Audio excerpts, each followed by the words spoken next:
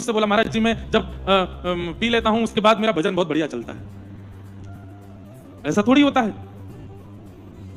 आप उसको भजन से कैसे जोड़ सकते हो? एक बार हमारे मथुरा के एक चौबे थे, चतुर्वेदी जी, वो भांग खाते थे, बहुत भांग खाते थे। भांग जानते हैं? भांग बहुत खाते थे। तो किसी ने उनको देख लिया और देख करके टोक दिया, बोले भैया भांग वांग मत खाया करो, अच्छी बात नहीं है। बोले ये तो भगवान भी खाते हैं, हम खा लें तो कौन सी बड़ी बात। तो सामने वाले ने कहा भगवान ने कब भांग खाई?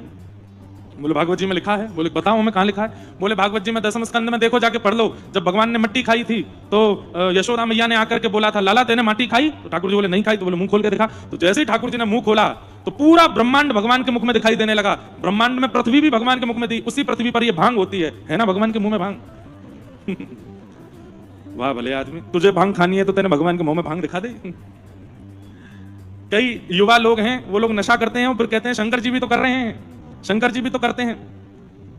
ऐसे भगवान का नाम लेकर के नशा पत्ती करने वाले लोग, शंकर जी त्रिशूल पहना रहे हैं अपना, बोले जल्दी तू बेटा आ तो सही किसी दिन मेरे पास। आपको यह दिख गया कि शंकर जी ने कहीं नशा किया? कहीं नहीं नशा किया, ये सब हम लोग अपनी इच्छा से प्रकट कर देते हैं, कोई नशा पत्ती नहीं की है।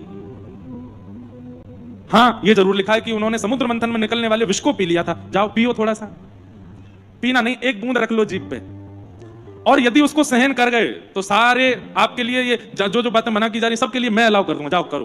तुमने विष सहन कर लिया, विष सहन करने की ताकत नहीं है। और बाकी की चीजों पे कह देते हैं शंकर जी भी तो करते हैं, वो भी तो करते हैं, वहां भी तो करते हैं। ऐसा नहीं। पानम, मदिरा पान, उसमें कलयुग का निवास है।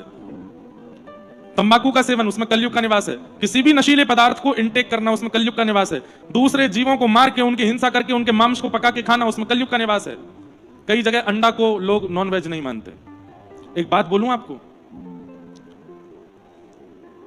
इस दुनिया में दो ऐसे पाप हैं जो कि महापाप की श्रेणी में आते हैं। बहुत ध्यान से सुनिएगा, महापाप की श्रेणी में दो पाप आते हैं। कौन कौन से? उसमें पहला पाप है भ्रूण हत्या।